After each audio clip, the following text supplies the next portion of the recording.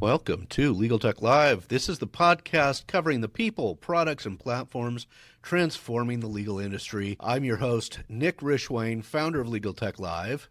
And I'm Hana Zoomout, our in-house marketing expert. Every week, we'll bring you unfiltered conversations with the founders, builders, and innovators in the legal technology sector. This is the show for those interested in growing their businesses and improving the legal world. And the founders and operators looking to learn from others. So if that sounds like you, join us and stay tuned for the following episode. And we're back on Legal Tech Live. I'm your host, Nick Rishwain. Little bit of housekeeping before we get to our guest. Hana Zoomout is not here today. She's got a new job this week, so we had some interviews lined up, and it fell on the week that she was starting a new job. So for those of you missing her like I'm missing her, she'll be back. She has not disappeared from the podcast. We're just trying to work out our timing. With that, today we have our guest, Jennifer Waite. Jennifer is the Chief Knowledge and Innovation Officer at Arnall Golden Gregory, law firm down in Atlanta. Jennifer leads the firm's knowledge management team and is responsible for efficiency, enhancing technologies such as artificial intelligence and document automation that enhance attorney workflows and processes. Jennifer, that's from your bio. Thank you for being here today. We had to make a couple of rearrangements because of illness on my part. I'm glad you were willing to come back. Yeah, that's right. Thank you for being here today. You've got a really impressive background and don't come from the IT side, but you come from the law librarian background. So tell us more about you from your point of view rather than from the professional biography. Yeah, so whenever I talk to technology people, they're just like, oh, it's so interesting that you're here. So I think it's a natural kind of segue, and I'm a little surprised more KM librarian folks have not made their way over to the AI field, because it's like really, our training is really well positioned to take advantage of a lot of the things within KM and innovation, like talking about taxonomies, we're talking about ontologies, we're talking about organizing data. So it's all there, and we're trained to do that. And we're also trained for customer service, which can often not be first and foremost when it comes to technology. I have my master's in library science from University of Wisconsin-Milwaukee. I have my JD from Marquette University from Milwaukee originally. I moved down here to take this job 7 years ago. And I started out at the firm as a research librarian. So my background is I am an academic law librarian, and now I'm in an AM Law 200 firm doing AI and innovation things. It's been a fun journey.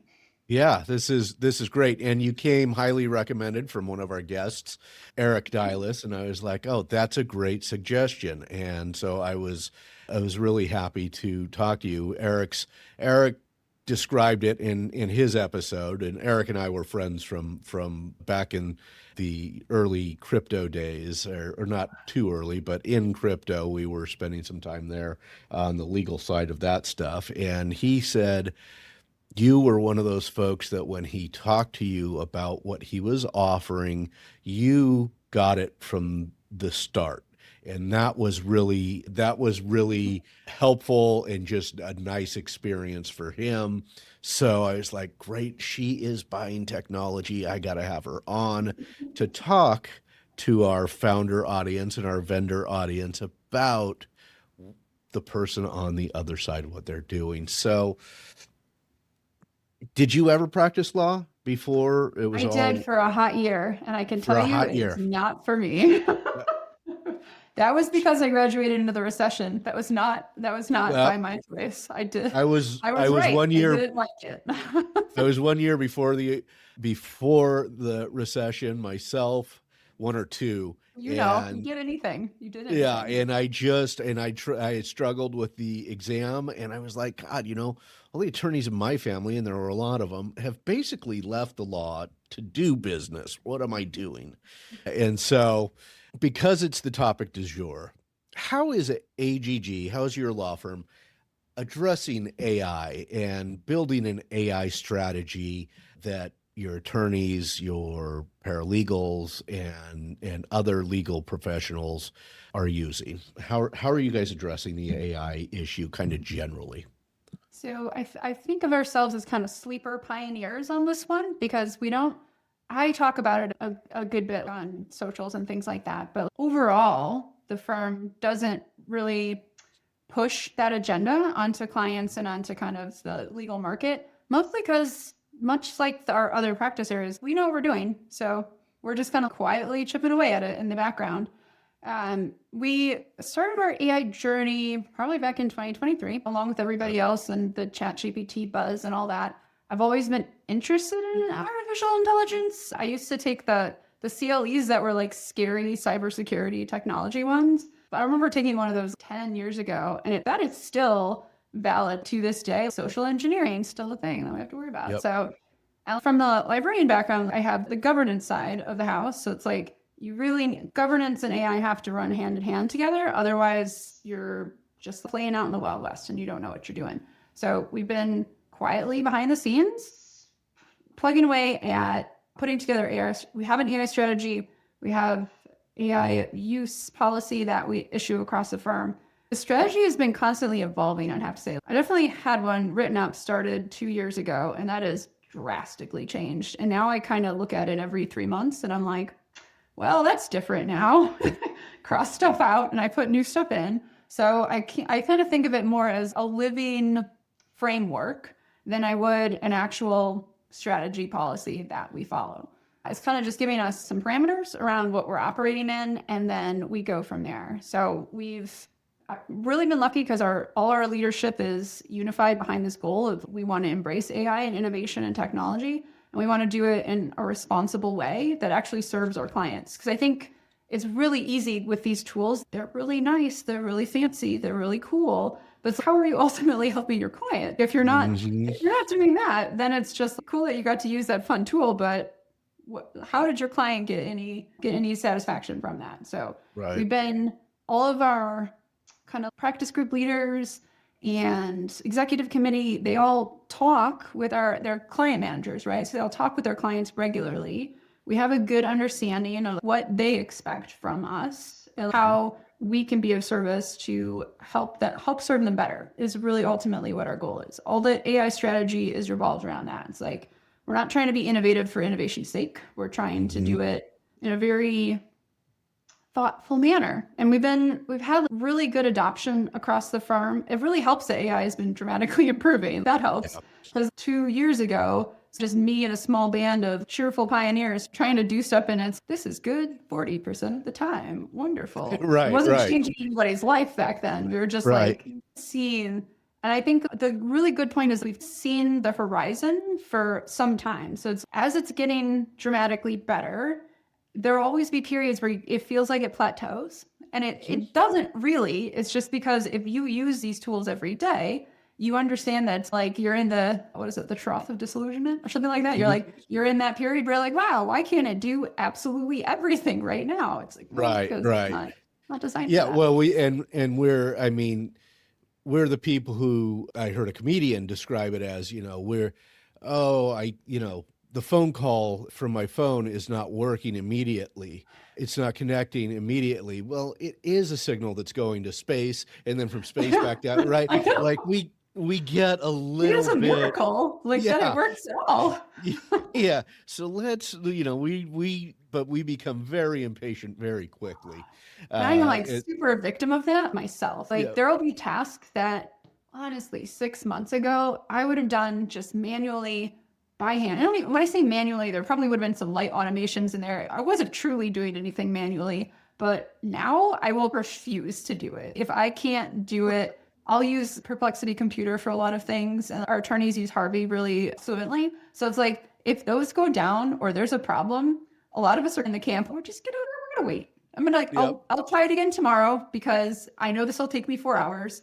I know if a computer is up and humming like it normally is, it'll take it 5 minutes. So we'll come back to this topic a little bit later. But as most of our audience has been founder based or vendor specific, not always early stage, but a variety of vendors that we've had on throughout the years. We're going to talk about them because you deal with them regularly. And I was so excited because in our email conversation, I said, I don't really write questions that I turn over to audience members because then it kind of screws up the flow of the conversation. And I said, I want you to bring your opinions about vendors and interactions with vendors and technology and those things. And you got excited, and I was thrilled with that. I love it when anyone asks me my opinion on anything, because it's just, and this is such a niche topic. It's like, yeah, even my husband who works in AI in a different field, I can't complain to him about some of these things. Right. But your opinions are hugely important for our audience. And so you work in the AI knowledge management. Are you buying other tech tools for your firm other than AI tools? It's a good question. There's a good amount of overlap between KM and innovation and IT, like at our specific firm. And that may or may not exist at other places, but like myself and our CIO work hand in hand nearly all the time. So there's not many tools coming on now that don't have an AI component. But a couple of years ago, we were like, well, if it has an AI component, it's going to be over here in this bucket. If it doesn't, it's going to be just general technology. We certainly do have some like that, but like Microsoft has Copilot embedded everywhere. Like some of our just standalone tools are like, hey, we have an AI component now. So it's really hard to separate that out. But I'd say ideally, any sort of like hardware or basic operational software is in the IT bucket, in the IT budget. But anything that has an AI component or is kind of slated more towards innovation would be but in practice, they really just run hand in hand from a lot of things. And the two of you are working together hand in hand on this. Yeah, that makes sense. So in your experience, what is the best way for vendors to connect with someone in your position? Because I'm assuming they want to connect with you and tell you all about the thing that they have to offer. My inbox all day, every day is I want to connect with you. And also like through LinkedIn. The best way, honestly, for me to connect with a vendor is someone else telling me about the vendor. And it could be on my team. It could be an attorney. It could be out in the wild. It could be like someone who works in a similar field. I'm at a conference and like, we love this vendor for X, Y, and Z. It's really super rarely the vendor themselves telling me or cold calling me or cold emailing me about it. Rarely. And most of it goes to gray mail. I do not have time to look at it. There could be like super great tools just chilling in my junk mail right now that I have no idea about. But until it becomes seismic enough that I like turn my attention towards it, it's not going to happen. So I can tell you like one way to immediately not. So if you we're going to get to the how not to approach you. But it sounded like, which is hilarious because I tell my customers this all the time, word of mouth is still the most powerful referral for you. That's how. And I don't know how they best do that. Like I don't know how they do that. But so like vendors like Eric we've heard about his tool through like a conference that myself and I told my director of information governance about. I was like, hey, this is a really cool anonymization tool. We should take a look at it. Eric didn't approach us. Like, we had no idea that the tool existed until like we heard about it from somewhere else. And same for honestly, like most of my tools that I like and I use now came to me that way. So it's either like someone on my team was like, hey, I've been messing around with this tool. I've been trying it out. It seems really cool. We should try it out. I have another vendor on board now it is like that. It came through one of my team members because they were interested in a tool for themselves, their own personal work. And so like now we brought that vendor on, but like they had emailed me plenty and it was just like in the junk mail. Wasn't going there. So there was basically an in-house user advocating for it on my team. Yeah. And occasionally there will be genuine need like from some either a partner or someone who is high enough up in the ranking that I will stop and pay attention to it.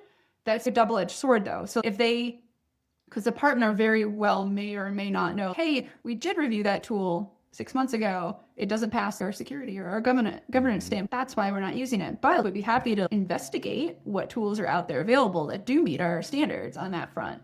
But I would say often it's coming from someone that I already respect within the field who's just, we're using this tool and we think it's great. That's important to know. You kind of covered my next question was about, does cold email work? That seems to be kind of not great. How about cold calling? Those are the absolute worst. Okay. So Fair enough. I have I've declined to even look at a tool because a vendor had tried cold calling me on my work line and then somehow on my personal cell phone number. And then brave. when that was unsuccessful, because I don't pick up numbers I don't know. Yep. They went to some partner. And some partner is like, hey, Jennifer, gosh, this vendor has just been like nagging me. I've been getting calls, I've been getting emails. Then I lost it.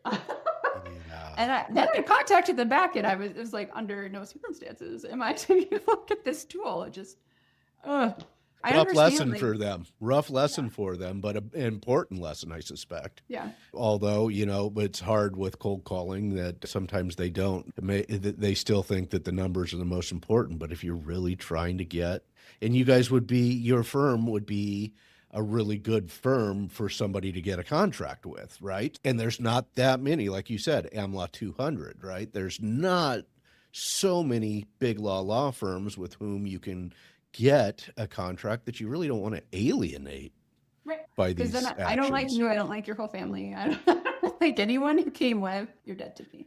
And Jennifer, it would seem also that when you're talking to others in your position or similar positions, speaking of that word of mouth referral, right? You might turn to to somebody who respects your opinion and say, I'll tell you why we didn't go with them. So it has that. I've had those conversations so many times. Or it'll be more often what happens is a vendor that maybe I had for a while, or like a resource I've had for a while. We did a deep dive into the usage of it, found it wasn't useful, and I went back to the vendor. And like sometimes even an established vendor can mess it up, like while they already have you. Yeah. And which leads us into my kind of next topic is share with us some of the most common mistakes vendors are making. And this doesn't have to be in the pitch portion necessarily, but maybe they do have you as a customer and what are they doing wrong that they could correct? Yeah, so there's a few things that we have kind of red flags on when we're meeting with a new vendor. One of the obvious ones are like we ask what we think are fairly basic questions about AI, about governance, about security, and they don't have a good answer or a quick answer. Or because a lot of times you're not going to have everything Rolodex in your head, right? But you're not going to know who your sub-processors are, for example. But you would know that they exist and there's a list that can be provided. If you're just like, hey, I don't know. I have had vendors they'll be showing it, be an established vendor, showing me their new AI tool that's part of that service. And I'll be like, basic question, what model is this running off of? Super basic question that you're going to be asked about that. They'd be like, I don't know. I'm like, how do you not know? How are you selling this tool to me when you can't answer a super basic functional question about it? I can fully appreciate that you might have to go check. That's an acceptable answer. Be like, I know we have that. I just have to go pull the right documentation on it so you can have that and fully provide the trust center, fully provide any sort of security governance white paper. If those don't exist, I don't like it. So for established vendors, I think it's pretty easy to stay with us so long as we like and use your product. If I ask, and I will ask at every renewal, I'll be like, please provide us with the usage of this tool. And I want detailed audit logs. I'm now pulling that all in independent of them. So I'm doing a trust but verify situation where I'm like, I know what the usage is internally. I want you to show me what you have and match that. I've had a few vendors who won't provide it and they'll try to cite privacy laws to me. I'm just like, no, that's not going to work. Adorable. You can anonymize it. You can send it over that way if you like. It's our own tool that we pay for. So yeah. And we're in the U.S. Yeah, we're based in the U.S. We signed a U.S. contract. These are all really great. Yeah, please keep going if you have more suggestions on this. I have more. So if it's a tool that houses any of our own data, which most tools do now, right? So it's like, use a CRM as an example. If I went to our CRM vendor and I asked for data download, I want for business continuity, let's say this is the reason, like I just want a straight download of all the data that is ours that you have. Please provide it to me right here. If they are weird about that, or they are not giving me an easy way to access my own data, then I'm not asking for their proprietary. I don't care about their stuff or like how things work, but we should be able to see audit logs. We should be able to see usage. We should be able to see like all our data in that product without a problem. So if that happens, it's pretty much like a death knell beginning of the relationship. Because if I can't have my own data to do with what I please, we're not having a good time, and I'm going to be annoyed about it. And is this you also maybe checking their data retention by asking these questions? Is that? No, usually I want to use the data internally for my own purposes, right? We do a lot of automation and integration. So it's like usually I'm asking for the data to help us do something better with the data that comes from that.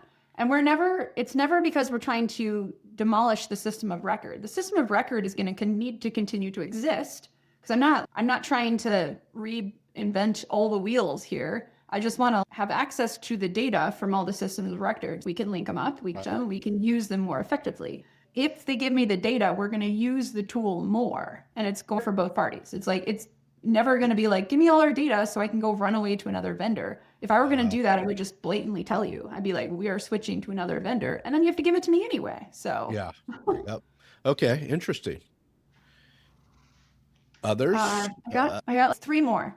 Let's do it. I mean, this is all hugely important for vendors who are looking to do business with you. Road mapping.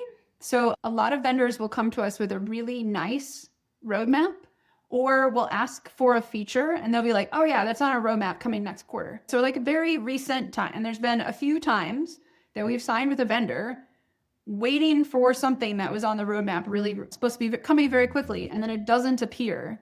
And then that always makes me wonder, was that maybe never going to be there? And if there is a feature that one customer is asking for, surely other customers must want that as well. And in this day and age with technology and AI, you can't figure out this feature. Don't like that. Like, I'm always giving one vendor good feedback. So is that largely, do you think, an engineering problem for a vendor, or do you think that's the salesperson blowing smoke? I think it's probably a combination of facts. I think often your sales will be future looking.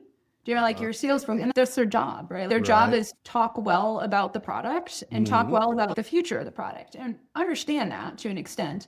But you can't have your sales folks telling people that a new feature is going to roll out in 2 months, when in fact that new feature is not going to roll out at all for whatever reason. And we are fine with the answer being no. We just rather be told directly that it's like, no, that feature isn't on our roadmap. We don't plan on adding it. Here are the reasons why. Maybe that just doesn't fit with our product design and we don't want to do that. But I think one of the other big ones is integrations. So with just the way things work now, I do deeply expect an integration into our main other sources for tools that affect everyone across practices. If I'm looking at a new AI tool where our attorneys are going to import documents, things like that, I'd expect to be offered a connector to both the main DMSs that legal use, either iManage or NetDocs. I'd expect you to have both. I'd expect you to have sorted it out on your side. Do not want to come to the vendor with a bajillion tickets because the connector that they and this other big vendor worked on doesn't work. Having us run down the problems, hate that, don't like that. Yeah. And then I think that makes sense. One other big thing is and this is for potential vendors, refusing to give a ballpark figure without an actual in-person or in-video meeting. And that's a hard stop I know now. So it's like, if a vendor is unwilling to give me, and I can give them whatever information they'd want to assemble that pricing. If they're unwilling to give me that ahead of a meeting, I'm not interested. Because so you're looking for price forward vendors. Yeah. There's no reason for me to set aside half hour of my time to talk with very nice people, because I can do that anywhere. Mhm. If it doesn't fit in my budget, because I do have a budget, it is not, I have an idea of what this tool should cost. If it's, and I always tell them, I'm like, I'm not putting you to anything. We're not signing a quote. I just give me an idea, give me a ballpark, so that this is AI can just approve this, or if I have to run this up the chain, this is a whole thing, and then maybe we have to wait till next budget year. So those are like completely different conversations. I'd say vendors are definitely getting better at that. I haven't had It any. seems to have been over time. It's easier to find a pricing on the website. It's easier. I love mean, that it too. shouldn't When it's be. transparent and I can just go find it myself and I don't have to Yeah. ask. Love that. Yeah. Yep. Did we give her all three of the ones that you wanted, or was there one more? I mean, I definitely have more. Okay. No, Well, let me yeah. ask a follow-up, because I may have to have you come back in the future if you'd be willing to do so, because there is so much of this to cover. But let me ask this. We're about 27 minutes in, so I don't want to take up your whole day here, but what works and what doesn't in a demo? Oh, well, we do like it when the demo does work. That helps. I know that's like table stakes, and I always feel bad when they don't. You can tell when it doesn't work. I'm just like, oh man, that's rough for you. So it's so hard if you're the one in that seat and you're having I feel for technical them. issues. Too. Yeah. But like usually if I've gotten to the demo phase, I've probably already seen and or gone through some tutorials on the product itself. So I'm probably coming with not like an entry level of knowledge. I'm probably coming with a deeper bit of knowledge about that tool or product. It's attached to like what we do. So a lot of times vendors, when they're setting themselves up for success, they will ask me like, all right, what practice area do you expect this tool to be applied to? Do you have any use cases, or even just regular things that your attorneys would do day in, day out, or on the admin side? What are you trying to focus on here? That way they can tailor the demo accordingly. So it's like if I'm looking at a new tool for our attorneys, depending on if it's transactional or litigation, I might give them a concrete set of things like, here's things that we often do. If it's transactional, I might be like, we do a ton of due diligence. Show me how this tool improves due diligence for our attorneys. Because if you can show, and I'll usually, if it's a tool that's going to be attorney facing, I'll bring in an attorney or two for the demo, or the attorney will have seen a demo themselves and now they're coming to me for the full process.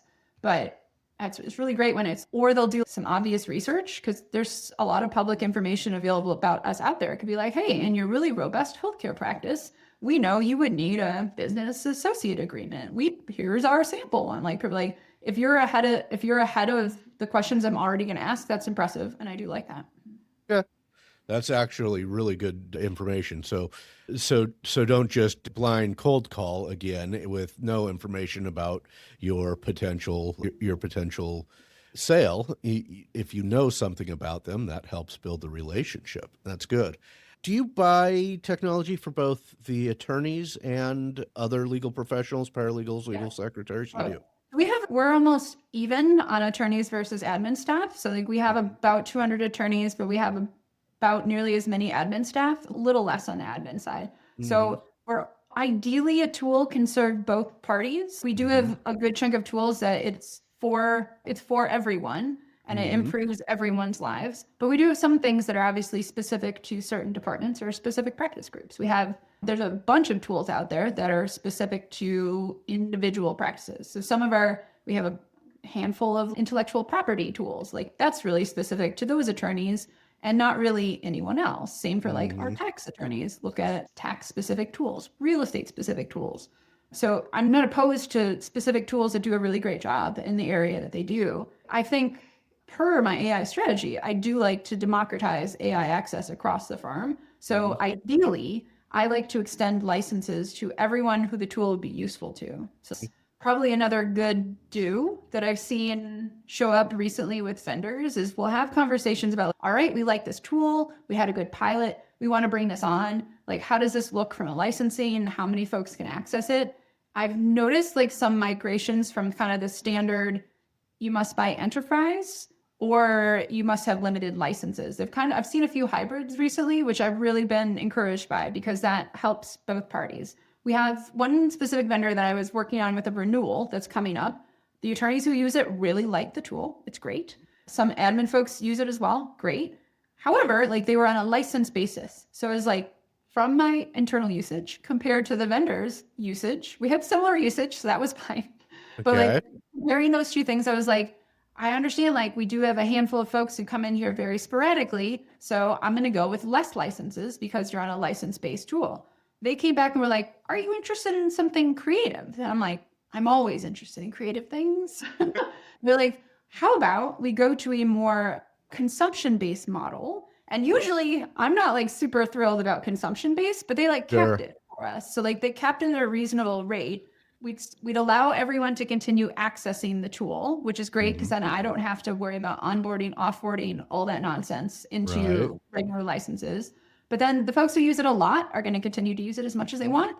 The ones who only use it sporadically, that's not going to hurt anything either. So it's like, that might not work for every tool, but for that specific one, that works great. And I was like, I was happy to keep the vendor. I was super excited. I don't have to figure out how to assign these licenses to who and then go through the process of making someone on my team tell them I took away their licenses for something. So that worked out great. I do love it when a vendor is just like willing to work with us because the tool has to be already good. If we're to the point where we're here at renewal, like somebody likes it. So Yeah. Very good suggestions. This one's a little more kind of, I don't know if you'll have an answer for this, but are any vendors, generally in my experience, mostly people are selling to attorneys in legal technology. Are vendors missing opportunities by not building specifically for support staff? Is there a solution that you haven't seen that support staff would need, or is that usually kind of taken into consideration already? I would say it's easier to get a tool that's admin only because then I don't have to worry about healthcare, PHI data going in there. There's some legal specific things that I don't have to worry about. So when we start piloting different tools, often I'll start with just my KM team. I'll be like, hey, we're going to try this tool for this purpose, and I want you to give it a whirl before we go try it on with attorneys or something like that. So I don't know that there have to be a market, but most of your good AI tools that are out there, like Claude Cowork, that'd be amazing on the admin side. We use computers similarly. So it's tools like that are already out there and available to the general public. They don't have to be legal admin specific, but I would be interested in such a tool. I would take a look at it. Yeah. All right. I don't know what it is, but I would take a look at it. All right. Yeah. I don't know what it would be either. I just wondered if there was something that, well, let's see. How do you decide on a solution? How do you determine this one's going to have value for the team? Like, do you have to do, you said on occasion you'll bring in a couple of lawyers to see, if they would use this tool. How do you test those waters to make sure there A is a need and B, you've got user buy-in? Yeah. So if we're testing a tool, it's because we've already established that there is a need internally. Yes. Like, so we're not getting to that point until we're like, this is the problem we're trying to solve. And occasionally we're trying to solve that with technology. So we'll bring in a tool that we're like, this tool, we had a good demo. We're like, it's supposed to fix this problem that we have. We'll go try it and we'll see if it does in fact help with that problem. Because there can be a lot of time for us overpromising, you know what I mean? And then the tool itself is underperforming for whatever reason. And it has to, especially where we have a finite budget. So it's not going to be, I'm not going to say yes to every tool. It absolutely has to do something that offsets at least its cost, right? Like if a tool can come in and it can replace exactly its cost, that's the entry level. It's got to be able to do that. You have to show me easily where it's like, hey, this $40,000 a year, this is 8 attorney hours or whatever. And you've made that back. You've made that back within 2 weeks. And like, all right, okay. Then we'll go from there. But it usually is, we're usually trying to solve a problem that already exists as opposed to trying a tool to see what problem it can solve. I think there's a little bit of difference there when it comes to AI because typically your standard software, you do want it to fix a problem that already exists. Mm-hmm. And we're doing that with standard software products that we have. We've had a bit of a change because there will be AI tools that we're using that we're not fully sure how they will change fundamentally how we do work, but we know it will. So we want to make sure that we are adapting with them. We want to make sure our whole workforce is upskilled accordingly. So, and I would say general use tools like Perplexity, or when folks go get Enterprise Claude or Enterprise ChatGPT, tools like that, they probably know some base level things that can help you summarize an email, can help you write an email. It'll know things like that. Sure. But taking those disparate tasks and then being like, all right, this is this return on investment. We can point to this exact number that we have then made back from using this tool. I think that's really hard to pinpoint with an AI specific tool, because it likely is doing things that either you didn't do before, or it is eliminating the base level of work that you had that you are now finding much more work. And that is what we have found, at least internally within my department, is that AI is just creating more work for us. It's kind of one of those things where it's purported to, it's like it's going to eliminate the need for work. And I haven't seen that yet. I've only seen it create more work for me, because now I can do certain things. It will certainly do tasks that I could do before, but now I can do that task 10 times versus doing that task once. So it's interesting, because that's really the only time where I'd say we have tools that we don't fully have scoped for exactly what they're going to do, but we're working on it and we're evolving with it. And I think that's the way you have to go with some of those kind of general AI use tools. Even like Harvey, like a specialized tool like Harvey, you know that it will help you with specific workflows. You know that it will take a due diligence and it'll cut the time down for that due diligence. That's great. Then what? So this due diligence that we used to bill 800 hours for, now, 40 hours. Yes, we could. And we're trying to use those efficiency gains and cooperate with our clients to come up with better pricing. So it's like, hello, client, we are now using a sophisticated AI tool on your matter. We realize this is bringing less time. This is costing us less time, so therefore it's costing you less time. So we come together on agreement, like we're looking at more like outcome-based pricing. We're not moving away from the billable hour yet, but we're exploring those options, like with clients who are interested and willing and have matters that would suit, right? You have to have a matter that is like, you can't just be like, hey, you're very complex business litigation that I have no idea what the outcome is. That's going to be completely different than this transaction that we've done 10 times. We're pretty sure it's going to cost this. That's completely different. But it's really interesting to see the evolution. And you can also see the evolution of AI vendors as they talk about it, because it did used to be like, give me your use cases, I'll give you ROI. And I haven't seen that. So they have to adapt to what they offer. Interesting. That's very, very interesting. So maybe you have refined your process for selecting technology or technology tools that you don't have this issue anymore, or rarely have this issue. But what's the difference between one that is being used and one technology that's being used and one that becomes shelfware? What are the ones that have you refined your procurement process enough that shelfware thing is kind of unlikely? Or I think we're filtering it out, honestly, as we go, because we do. And this is something that, as I started expanding my responsibilities at the firm, I started being in charge of budgets and things like that. So like I would have a list of budget items, the like line items, and I could tell you that half of them I didn't personally know what they were for, what they did, who they were for. That was step one, is just identify what these are, who they serve, what they're for, put that all together in a spreadsheet so you at least have that information available. Now it's automated on a list, but you get what I'm saying. So it's like, I have tried at least in the budgets that I've managed, to really filter out anything that is just sitting there collecting dust. And that's the librarian in me. We're in the new releases section, right? And you only want to see the clean new releases there. Maybe you have an archive in the back, but that archive in the back, right? That's just going to sit there. So there's not, software doesn't exist like that. If I have to sign an annual contract, it's going to get looked at every year. And every year that vendor is going to have to basically fight for their life again. And that's rough on them. And it's honestly a little rough on us, but that means that the vendors and the software that we end up with is actually software and vendors that serve us versus things that we either thought we needed at one point. Maybe some lateral partner who came on a million years ago said they needed that library item, software item, and that's the reason we had it. So I think vendors go through a vendor risk analysis, and there's a few steps they have to go through on our end administratively, and then we have everything in a catalog essentially. So there's very little shelfware left. I'm sure there's some, but definitely not in my departments. Okay. Well, that's good to know.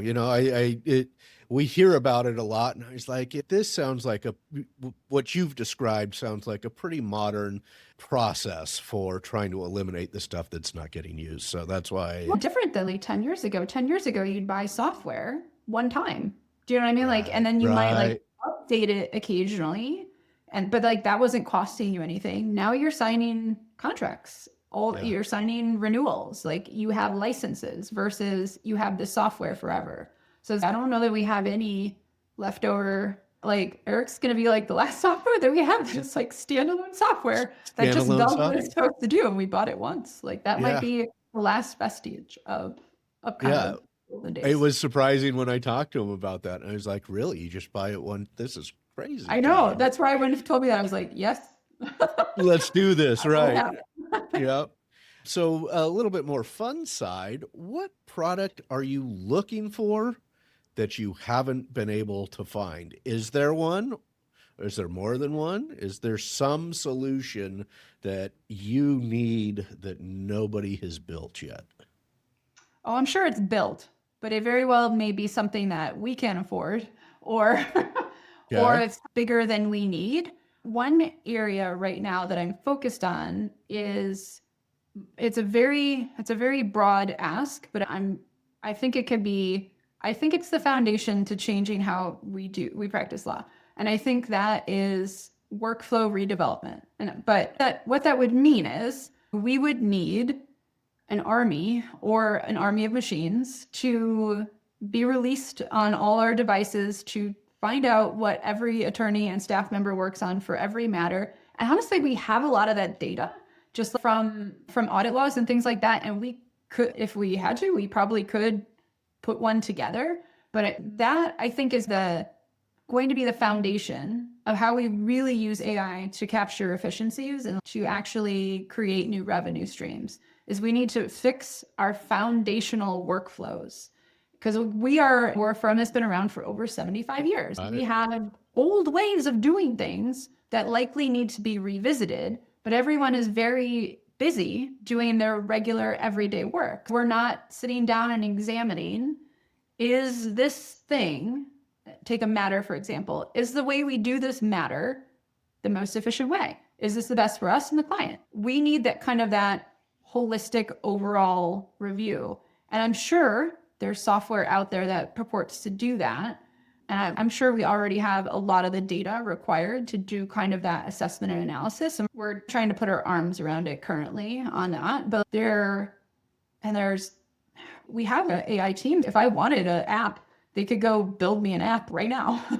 Yeah. They could build it for me over this weekend if they wanted. They don't work on the weekend. They could build it for me in a few days, and then we could release it to the firm and have no problems. So it feels like the sky is the limit in what we can do internally. That really means that the vendors we're bringing on have to have addressed things that we can't address internally. If you take a mid-sized law firm like ours, CAM team of maybe 10, let's say, if those team members have enough AI tools, they can probably solve a lot of those problems that you might have had to have a software vendor for before now. That means that we do have a problem with scaling, a problem with launching things enterprise. Yes, those are all problems.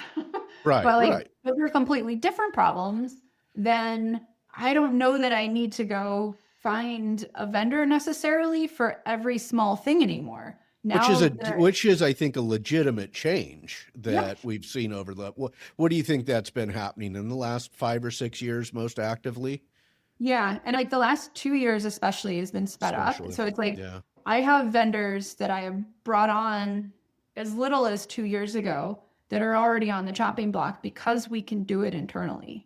And it's not that we have a budget, we have staff, we have talent to do it. but any firm can go get that talent and have it internally. So I would, if I'm a vendor and I'm selling something that can be made over a weekend, vibe coded, and then used internally at a firm, that's stressful to me. Yes. So it's like, what leg do we stand on then? Because then you can only go to the firms that don't have internal ability to build. And eventually, I think eventually more and more firms, and you can see it in the hiring, you can see that they're hiring for these folks and this talent. Like, you're going to have to assume that firms have in-house developers, they have in-house engineers. The big firms always have. They've always had in-house ways of building, but now like it's being spread down. So like now, honestly, like a boutique firm of 40 attorneys could probably afford to go get like one AI machine learning developer, could probably, if they can afford them. Right, And right. that's Pretty gonna be competitive right now. cool. Pretty competitive by the foundational model. Yeah. That's an interesting, that's a very interesting change. So you don't necessarily have to, it would have to be a pretty bleeding neck problem for you to say, if we can't build it here because it's pretty complex, it would have to be a pretty compelling solution that you were looking for, right? That you had to say, or the product has to be really good and fairly affordable, that it wouldn't make sense for us to, like, for example, we use a tool to grab documentation on like processes, things like that. Like, that's a tool that's fairly affordable annually, that it doesn't necessarily then the human costs of building it and deploying it and maintaining it enterprise doesn't make sense when the tool is like affordable enough that we'd maintain it. So it's like, that's kind of the sweet spot, because we have a handful of tools that are like, it's affordable enough, we like it enough that we don't feel that, like, we could likely design something, build something internally, but kind of then we have all those software development problems like that the vendor has versus we have. So yeah, okay. Well, we've gone over time. I don't want to keep you all day. Who do you think we should have on? Is there anybody that you recommend? It could be a colleague who's doing stuff in legal technology. It could be a colleague within your firm, outside your firm, somebody you think is got really great information to share, probably similar position to you, or maybe you have a founder or a vendor that you think they are really impressive and we should have them on.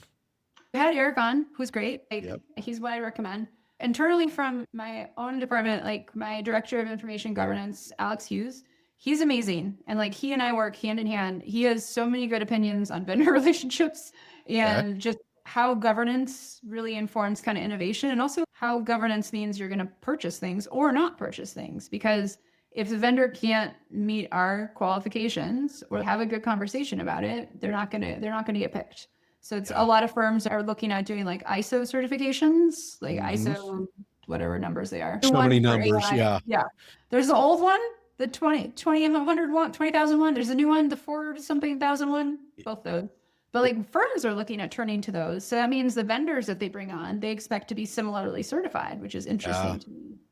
On the founder fields, one of our favorite vendors is Truth Systems. So Alex and Nam over there at Truth Systems, they are also in the AI governance field. They have a browser extension called Charter that we use all day, every day in the KM team. And they're also helping us with some new interesting products, but they are delightful humans. They're great to work with.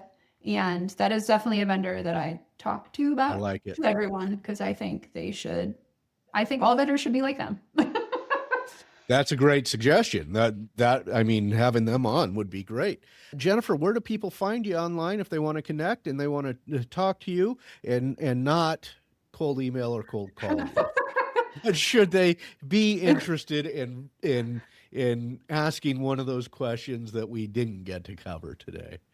I'm on LinkedIn. I'm fairly active on there. That's the only social that I'm on, because like, I don't do any of the other things. I'm always helpful. Like, if you have a vendor with a legit question, you can pass them along via email to me like a normal human, and they could be like, Nick sent me, and it'd be fine.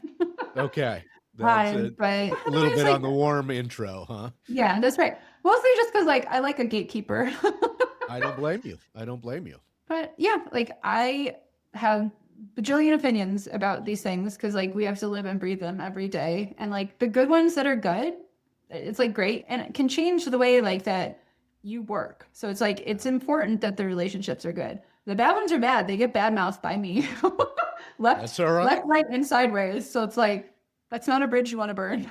No, it's not a bridge you want to burn. Jennifer, this has been helpful. This has been hugely helpful. I think our audience will get huge value out of what you've offered. So I want to ask you to maybe in 6 months or 12 months, come back and be a guest again if you'd be willing. So much is going to change in even 6 months and 12 months. Yeah. Who knows what we'll be doing then? We'll be on We the don't moon. know. Yeah. Thank you so much for being here. Don't disappear when we stop recording, and we'll be back with another episode shortly, folks. So stay tuned, and we will have Hana return. Thanks again, Jennifer. You're welcome.